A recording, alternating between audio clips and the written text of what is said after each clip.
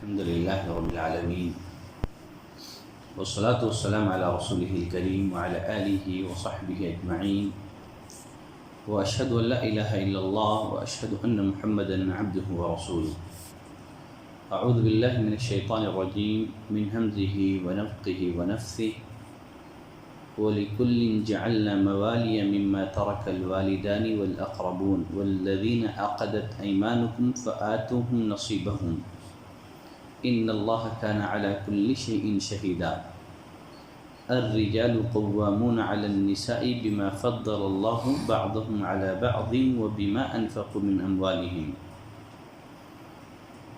فَالصَّالِحَاتُ قَانِتَاتٌ حَافِظَاتٌ لِلْغَيْبِ بِمَا حَفِظَ اللَّهُ واللاتي تخافون نشوزهن فعظوهن واهجروهن في المضاجع واضربوهن فإن أطعنكم فلا تبغوا عليهن سبيلا إن الله كان عليا كبيرا.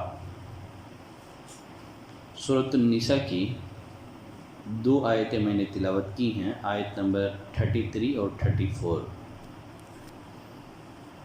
ان دونوں آیتوں میں اللہ نے فرمایا وَلِكُلٍّ جَعَلْنَا مَوَالِيَ مِمَّا تَرَكَ الْوَالِدَانِ وَالْأَقْرَبُونَ. ماں باپ یا قرابت دار جو چھوڑ مریں اس کے وارث ہم نے ہر شخص کے لیے مقرر کر دیے ہیں. پھر فرمایا وَالَّذِينَ عَقَدَتْ أَيْمَانُكُمْ فَآتُوهُمْ نَصِيبَهُمْ. جن سے تم نے اپنے ہاتھوں معاہدہ کیا ہے انہیں ان کا حصہ دے دو. جن سے تم نے اپنے ہاتھوں معاہدہ کیا ہے، اس سے مراد کون ہیں؟ اس بارے میں مفسرین کے 4 اقوال ہیں. پہلا قول یہ ہے اس سے مراد جاہلیت میں جو لوگ ایک دوسرے کا وارث ہونے کا عہد کرتے تھے وہ لوگ مراد ہیں. زمانے جاہلیت میں لوگ باہم ایک دوسرے سے عہد کر لیا کرتے تھے، جب میں مر جاؤں تو تو میرا وارث ہوگا. تو یہ جو ہے منسوخ ہو چکا ہے سورۃ الانفال کی آیت کریمہ سے، جس میں اللہ نے فرمایا وَأُولُو الْأَرْحَامِ بَعْضُهُمْ أَوْلَى بِبَعْضٍ فِي كِتَابِ اللَّهِ.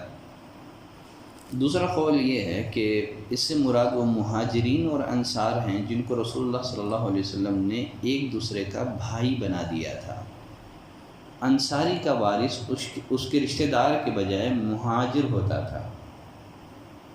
جب یہ آیت نازل ہوئی وَلِكُلٍّ جَعَلْنَا مَوَالِيَ، تو وہ وراثت جو مہاجرین اور انصار کے درمیان قائم کی گئی منسوخ ہو گئی. تیسرا قول یہ ہے کہ اس سے وہ لوگ مراد ہیں جن کو زمانے جاہلیت میں لوگ اپنا بیٹا بنا لیا کرتے تھے حالانکہ وہ کسی اور کے بیٹے ہوتے تھے. تو یہ جو رواج ہے یہ بھی منسوخ ہو چکا ہے. تو ان تینوں اقوال کا خلاصہ یہ ہے کہ یہ آیت منسوخ ہو چکی ہے، لیکن کچھ مفسرین اس کو منسوخ نہیں مانتے بلکہ محکم مانتے ہیں. وَالَّذِينَ عَقَدَتْ أَيْمَانُكُمْ، جن سے تم نے اپنے ہاتھوں معاہدہ کیا ہے، ان کے نزدیک اس سے مراد میاں اور بیوی ہیں. اس کا عطف جو ہے والاقربون پر ہے. تو اس کا معنی یہ ہوا کہ ماں باپ نے، قرابت داروں نے، شوہر یا بیوی نے جو کچھ میراث میں چھوڑا ہے اس کے حصے دار ہم نے مقرر کر دیے ہیں.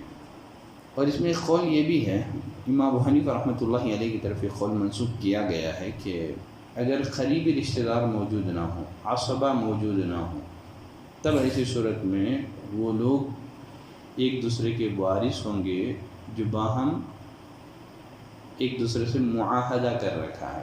بعض مفسرین نے کہا کہ یہاں جس معاہدے کی بات ہو رہی ہے، جس دینے کی بات ہو رہی ہے، وہ بطور میراث یا بطور وراثت کے نہیں ہے، بلکہ یہاں وصیت کی بات ہو رہی ہے.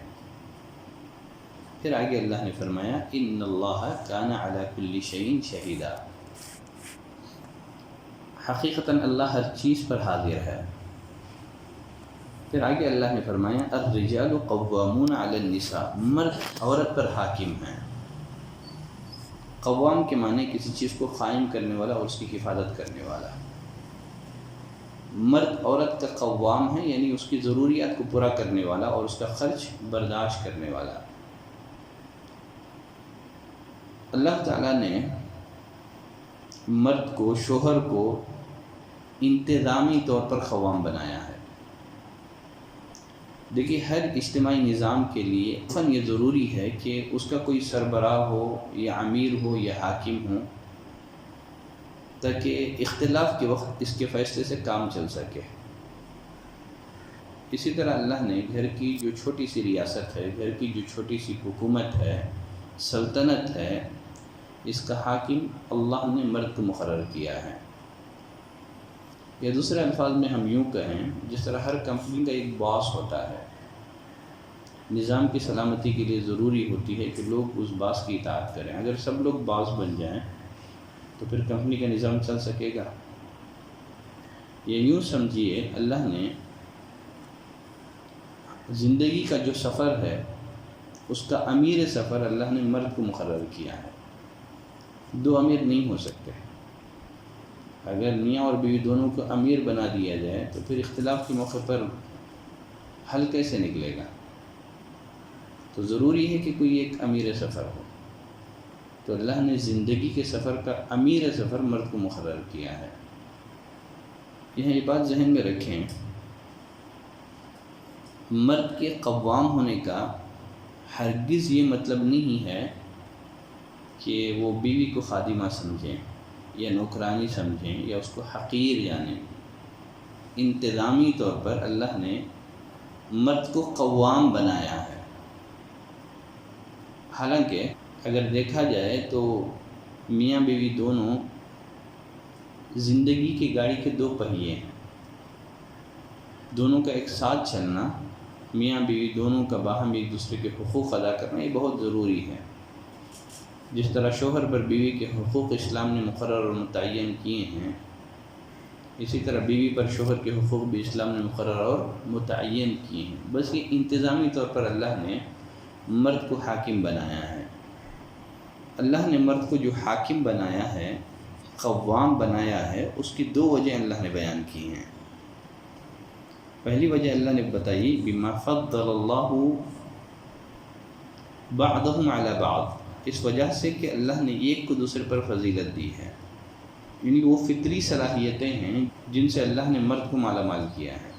مرد اپنی جسمانی ساخت کے لحاظ سے عورتوں سے زیادہ مضبوط ہوتے ہیں۔ مشقت کے کام جتنا مرد کر سکتے ہیں اتنا عورتیں نہیں کر سکتی۔ اور پھر وہ بما انفقوا من اموالہم، اور دوسری وجہ یہ اختیاری ہے، وہ بما انفقوا من اموالہم، اس وجہ سے کہ مردوں نے مال خرچ کیے ہیں۔ تو مالی جو ذمہ داریاں ہیں، یہ تمام تر ذمہ داریاں کس پر ہیں؟ مرد پر ہیں۔ فائنینشیل جو ذمہ داریاں ہیں مرد پر ہیں۔ اسلام نے فائنینشیل ذمہ داریوں سے عورت کو آزاد کر دیا ہے۔ تو مالی ذمہ داریاں اللہ نے، اسلام نے مرد پر عائد کی ہیں، اس وجہ سے اللہ نے مرد کو عورتوں پر قوام بنایا ہے۔ اس میں اس ڈاؤٹ کا بھی ازالہ ہے جو آیت میراث میں مردوں کا حصہ دوہرا ہونے سے پیدا ہوتا ہے۔ مردوں کا حصہ دوہرا اس لیے مقرر کیا گیا ہے، اس لیے کہ ساری کی ساری مالی ذمہ داریاں مردوں پر ہیں۔ عورتوں کا حال تو یہ ہے کہ شادی سے پہلے ان کے تمام مصارف باپ کے ذمے ہوتے ہیں اور شادی کے بعد شوہر پر ہوتے ہیں۔ اس لیے اگر غور سے دیکھا جائے تو مرد کو دوہرا حصہ دینا در حقیقت اس کو کچھ دینا ہی نہیں ہے۔ کیوں؟ وہ پھر لوٹ کر عورتوں کو ہی پہنچ جاتا ہے۔ عورتوں کا جو مال ہے وہ خالص ان کا مال ہے۔ شوہر کی پرورش کرنا عورتوں کی ذمہ داری نہیں ہے، لیکن عورتوں کی پرورش کرنا یہ شوہروں کی ذمہ داری ہے، مردوں کی ذمہ داری ہے۔ اس آیت سے مفسرین نے عورتوں کی حاکمیت کے عدم جواز پر بھی استدلال کیا ہے۔ جب اللہ نے گھر کا نگران بننے کا حق مرد کو دیا ہے، عورت کو نہیں دیا ہے، تو یہی حال حکومتی امور کا بھی ہے۔ عورت مسلمانوں کا خلیفہ یا امیر نہیں بن سکتی۔